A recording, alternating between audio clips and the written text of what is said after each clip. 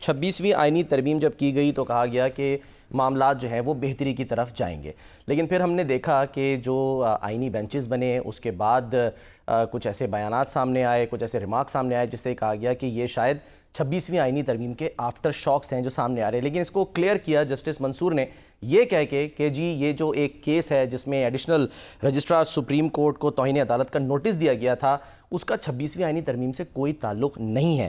بہرحال supreme court نے آج ایڈیشنل رجسٹرار سپریم کورٹ نذر عباس کے خلاف توہین عدالت کا جو نوٹس تھا اسے واپس لے لیا اور پروسیجر اور ججز کمیٹی کے اختیارات کا معاملہ چیف جسٹس کو بھجوا دیا تاکہ فل کورٹ تشکیل دیا جائے۔ جی سر، ہے نا توہین عدالت کی وہ ججز پر ہی لٹکا دی گئی۔ جو دو کمیٹیاں ہیں، ایک کانسٹیٹیوشنل بینچ کی اور ایک سپریم کورٹ کی، جو یعنی کمیٹیز جو فکس کرتی ہیں مقدمات، پروسیجر اینڈ پریکٹس کمیٹی جو، ہاں جی، ان کے اوپر توہین عدالت کی تلوار لٹکا دی گئی ہے۔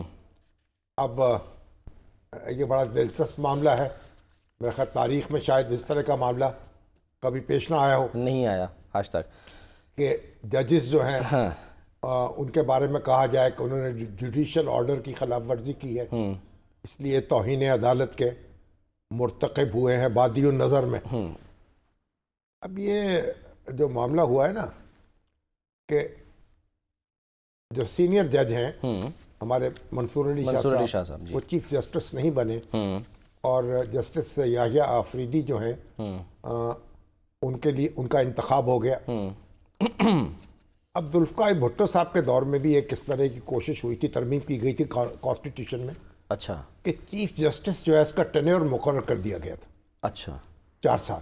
اچھا، اگر سپریم کورٹ کا یا کسی ہائی کورٹ کا چیف جسٹس 4 سال پورا کر لے اور لیکن اس کی مدت ملازمت باقی ہو تو وہ پھر سینئر جج کے طور پر کام کرے گا، ٹھیک ہے، چیف جسٹس، لیکن چیف جسٹس نہیں بنے، شپ چھوڑ دے گا، ٹھیک ہے۔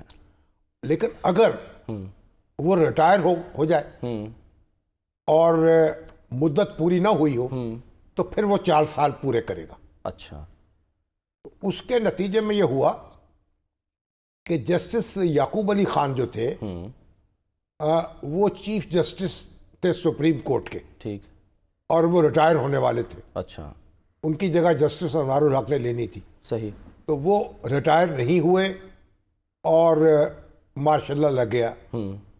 اور جو لاہور ہائی کورٹ ہے اس کے چیف جسٹس جو تھے وہ تھے جسٹس سردار محمد اقبال، ان کی مدت ملازمت باقی تھی۔ اچھا، تو جسٹس اسلم ریاض حسین کو جب چیف جسٹس بنایا گیا، جو پتہ نہیں 6 یا 7ویں نمبر پہ تھے، تو ایک سینئر جج کے طور پر کام کر سکتے تھے جسٹس سردار اقبال صاحب، لیکن انہوں نے کہا کہ نہیں، یہ میری حمیت کے خلاف ہے، اچھا، کہ جس کورٹ کا میں سربراہ رہا ہوں وہاں میں ایک جونیئر جج کے طور پہ کام کروں، ٹھیک ہے، تو انہوں نے استعفیٰ دے دیا۔ اچھا، اس طریقے سے بھٹو صاحب کی حکومت جو تھی وہ چاہتی تھی کہ ان سے نجات مل جائے، ان سے نجات مل گئی اور جسٹس یعقوب علی خان صاحب کو کنٹینیو کرانا چاہتی، انہوں نے کنٹینیو کر لیا، بعد میں پھر ماشاء اللہ نے آ کے جو کیا وہ ایک الگ کہانی ہے۔ اچھا، اب یہ روایت تو یہی ہے، فوج میں یہ روایت ہے، اگر سینئر جو ہے وہ نظر انداز کر کے جونیئر جنرل جو ہے وہ سربراہ بن جائے، چیف آف آرمی سٹاف بن جائے، تو باقی ریٹائرمنٹ، تو پھر جو سینئر لوگ ہیں وہ استعفیٰ دے دیتے، ٹھیک ہے، وہ پھر سرو نہیں کرتے، ٹھیک ہے، اللہ یہ کہ بھائی کوئی چیف صاحب بہت مجبور کریں اور درخواست کریں اور کوئی کڑوا گھونٹ پی لے، لیکن روایت یہ ہے کہ آپ جونیئر یعنی ہو کر پھر آپ سرو نہیں کرتے، آپ خدا حافظ کہہ دیتے، ٹھیک ہے۔ لیکن اب یہ جب یہ سپرسیڈ ہوئے ہمارے جسٹس منصور علی شاہ صاحب، تو یہ عام طور پہ سوچا جا رہا تھا کہ وہ اب ریٹائر ہو جائیں گے، ریٹائرمنٹ لے لیں گے، لیکن انہوں نے ریٹائرمنٹ نہیں لی، صحیح، ٹھیک ہے، اور انہوں نے کہا کہ بھئی ٹھیک ہے میں کام کروں گا۔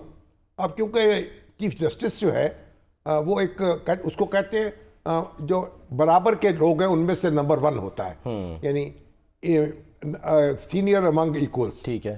تو وہ کوئی اس طرح کی کمانڈ تو اس کے پاس نہیں ہوتی جس طرح فوج میں ہوتی. ٹھیک ہے، کہنے کی حد تک بس پیونیج. لیکن یعنی ایک روایت یہ یعنی سمجھا جاتا تھا کہ جو سینئر شخص ہے وہ ریٹائرمنٹ لے لے تو ایک مناسب ہے. تو اب شاہ صاحب نے تو ریٹائرمنٹ لی نہیں، اور اگر 26ویں ترمیم جو ہے وہ فل کورٹ کے سامنے اس کی سماعت ہو، جو اس کے خلاف درخواستیں دائر ہوئی ہیں، اور وہ ترمیم اڑا دی جائے، سپریم کورٹ اس کے خلاف فیصلہ دے دے.